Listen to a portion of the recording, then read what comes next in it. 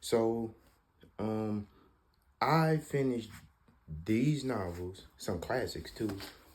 Walter Mosley, Chinua Achebe, Luis Rodriguez, James Baldwin, Bernice L. McFadden, Octavia Butler, and Laura Wexler. I finished these novels in uh about a little over a month. And if you would have told me, let's say years ago, when I was in university for that matter, hey, you could digest this many books in a month, I would have probably told you, oh, that's too much reading.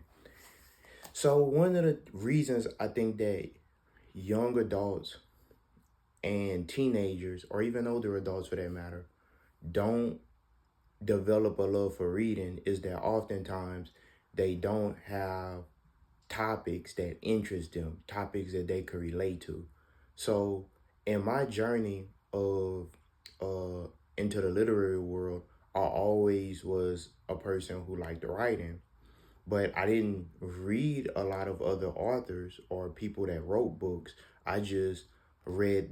I just would write a lot for myself, and then I started finding little gems here and there, classics that people used to talk about.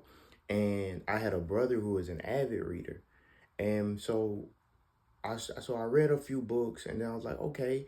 Then it wasn't until years later, you guys, years, that I realized that just like in music, you have your favorite genres and genres that you find interesting.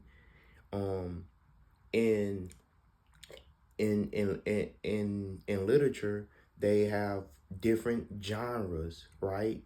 They have different categories. And if a student or a young person was able to find a book or a category that they could relate to, they're more likely to want to read it, you know?